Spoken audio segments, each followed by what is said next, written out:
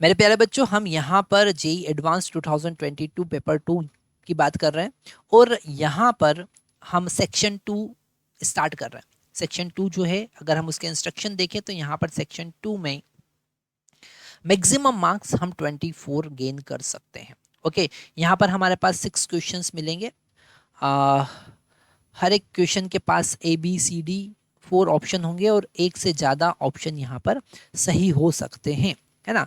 अगर हम जेई के क्वेश्चन पेपर PYQ सॉल्व करते हैं तो ये पैटर्न हमको पता है ना। जब मल्टीपल करेक्ट ऑप्शन हमारे पास अवेलेबल होते हैं तो +4 मार्क्स कब मिलेंगे, है ना, जब सारे ऑप्शन आप करेक्टली चूज करें। ठीक है, पार्शियल मार्किंग में अगर हम देखें तो +3 मार्क्स कब मिलेंगे, जब 4 ऑप्शन सही हो और हम +3 3 ऑप्शन उसमें से करेक्ट सिलेक्ट कर देते हैं।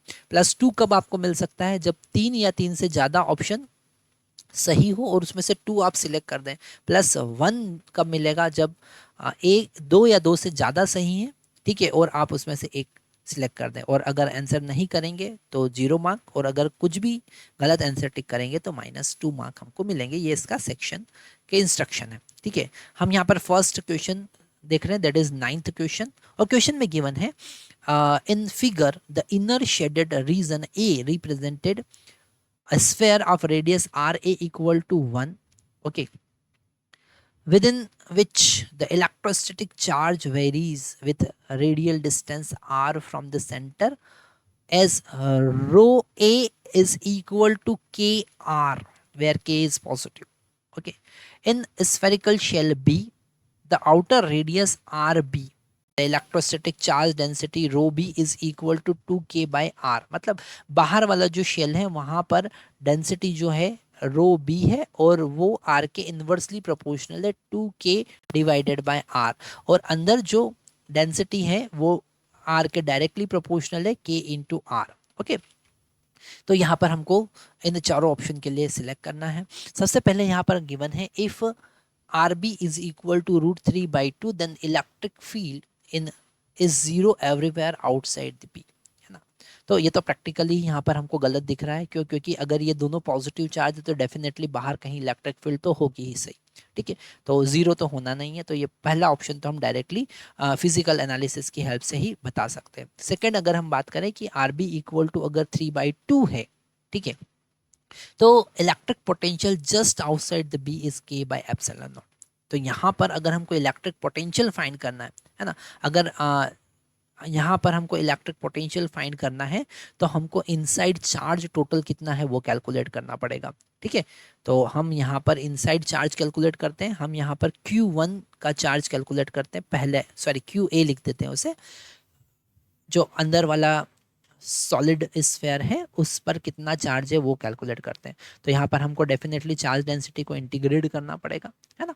तो अगर हमको इंटीग्रेशन करना है तो हम यहाँ पर एक अंदर स्फेरिकल शेल कंसिडर करेंगे dr थिकनेस का। ओके, ये इंटीग्रेशन के कॉन्सेप्ट बड़े इंटरेस्टिंग होते हैं जो आपको समझना पड़ेंगे। जैसे ये हमारा स्फेरिक स्फीयर है, तो यहाँ पर हम एक स्फेरिकल शेल कंसिडर करेंगे जिसका थिकनेस कितना होगा dr। इसका थिकनेस कितना होगा dr। ठीक है, तो अगर इसके वॉल्यूम की बात करेंगे dv की तो वो होगा 4πr² इंटू डी आर, है ना। तो अगर हम dq, हम पहले फॉर a के लिए देख रहे हैं, तो अगर हम dqa की बात करें तो वो होगा rho A into 4πr² into D R. ठीक है, तो ये आप कॉन्सेप्ट समझ गए। यहाँ पर dqa हमारा इंटीग्रेट करना है रो ए का वैल्यू पुट करके, तो QA is equal to integration, और लिमिट कहाँ से कहाँ तक, उसकी रेडियस तक, मतलब 0 से 1 तक। ओके, इंटीग्रेशन कहाँ से कहाँ तक करेंगे, 0 से 1 तक, 4πr², और रो का वैल्यू यहाँ पर हमारे पास KR है ना, तो इंटू डी आर। तो यहाँ पर 4πk कांस्टेंट है जो बाहर आ जाएगा, और r³ का इंटीग्रेशन r⁴ डिवाइडेड बाय 4 होगा, लिमिट पुट कर देंगे 0 से 1, है ना। तो 4 से 4 कैंसिल हो जाएगा, QA का वैल्यू हमको यहाँ पर मिलेगा πk, है ना, क्योंकि जब अपर लिमिट पुट करेंगे तो 1 होगा, जो लोअर लिमिट पुट करेंगे तो 0 होगा, है ना। तो क्यू ए का वैल्यू मिला, सेम एज इट इज़ हम क्यू बी का वैल्यू कैलकुलेट करेंगे। तो क्यू बी का वैल्यू कैलकुलेट करने के लिए हम 1 से आर बी तक इंटीग्रेट करेंगे। ठीक है, 1 से आर बी तक इंटीग्रेट करेंगे, क्योंकि जो सेकंड शेल है उसका रेडियस जो है वो आर ए से आर बी तक है ना। तो आर ए का वैल्यू 1 है। तो यहाँ पर rho B again 4 pi R square into D R. Okay, तो क्यू बी इक्वल टू यहाँ पर अगर रो बी का वैल्यू पुट कर दे 2k बाय आर, तो 2k इंटू 4 पाई, तो कांस्टेंट है बाहर आ जाएगा, integration 1 to R B. Okay, और ये हो जाएगा हमारा 1 by R square by R, that is equal to R. Okay, इसे सॉल्व करेंगे तो हमको मिलेगा 8k pi R square divided by 2, और यहाँ पर लिमिट पुट करना पड़ेगा 1 टू आर बी। ओके, ये कैंसिल होके हमको मिलेगा 4 pi k R B square minus 1। Okay, तो ये हमें चार्ज का वैल्यू मिला। अब अगर हमको बी वाला ऑप्शन देखना है तो बी वाले ऑप्शन में आर बी का वैल्यू 3/2 गिवन है ना। तो अगर हम बी ऑप्शन के लिए बात करते हैं तो अगर आर बी का वैल्यू 3/2 है ना, मतलब क्यू बी का वैल्यू कितना हो जाएगा, क्यू बी का वैल्यू हो जाएगा 4 pi k in the bracket 3/2 का square, that is 9/4 minus 1। Okay, तो 9 minus 4 that is equal to 5, 4 से 4 यहाँ कैंसिल हो जाएगा, तो 5 पाई के। ठीक है, अगर हम टोटल चार्ज की बात करें, अगर हम टोटल चार्ज की बात करें तो इनसाइड टोटल चार्ज हो जाएगा Q A plus Q B, है ना, और वो होगा पाई के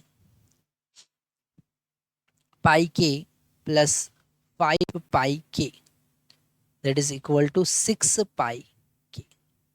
ओके, और अगर हम पोटेंशियल की बात करें तो वो होगा total charge Q total divided by 4 pi epsilon not R B, क्योंकि आउटसाइड तो यहाँ पर जस्ट आउटसाइड मतलब डिस्टेंस कितना हो जाएगा आर बी, और आर बी का आर बी।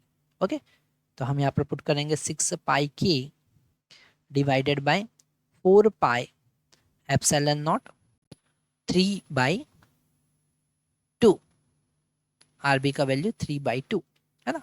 तो पाई से पाई यहाँ कैंसिल हो जाएगा, है ना, ये सारी चीज़ें यहाँ कैंसिल हो जाएगी, हमको मिलेगा k बाई एप्सिलॉन नॉट। ठीक है, मतलब कि ये जो सेकंड वाला ऑप्शन है ये करेक्ट ऑप्शन है, बिल्कुल सही आंसर आ रहा है। ठीक है, अगर हम सी वाले की बात करते हैं, ये सी वाला देखते हैं, इसमें कहा है कि आरबी का वैल्यू 2 पुट करो, टोटल चार्ज निकालो।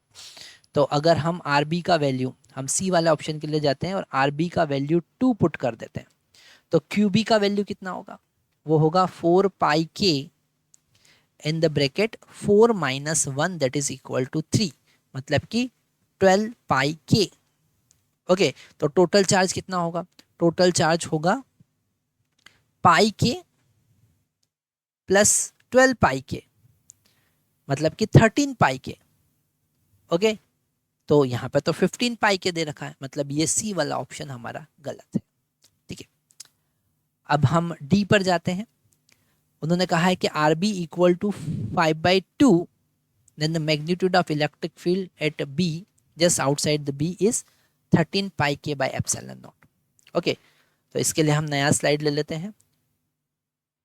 तो अगर हम डी वाला ऑप्शन यहाँ पर चेक करना चाहते हैं तो आर बी का वैल्यू, क्यू बी का वैल्यू हो जाएगा 4 pi k R B square, मतलब 5 square divided by 2 square minus 1। Okay, मतलब 4 pi k in the bracket 25 minus 4 that is equal to 21 divided by 4, है ना। तो ये कैंसिल हो जाएगा, क्यू बी का वैल्यू हो जाएगा 21 पाई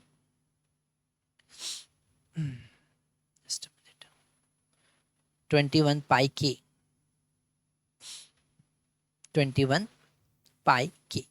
ओके, टोटल चार्ज की अगर हम बात करें तो पाई के प्लस 21 पाई के दैट इज इक्वल टू 22 पाई के। ओके, और इलेक्ट्रिक फील्ड की बात करें तो इलेक्ट्रिक फील्ड कितना होगा, Q divided by 4 pi epsilon not R B square, है ना। तो इलेक्ट्रिक फील्ड हो जाएगा, क्यू का वैल्यू है 22 पाई k divided by 4 pi epsilon not, और यहाँ पर आर का वैल्यू 5/2 दे रखा है तो 5/2 और इसका होल स्क्वायर हो जाएगा, है ना।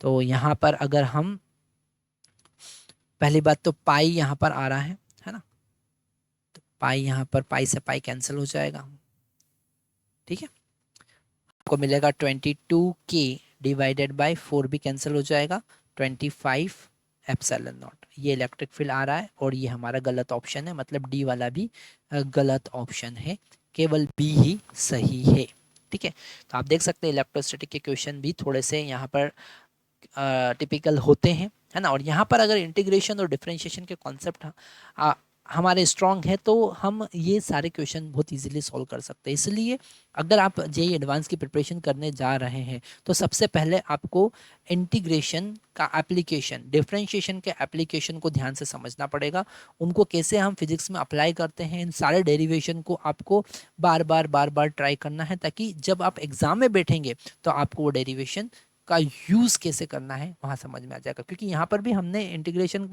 का कॉन्सेप्ट ही यूज़ किया है।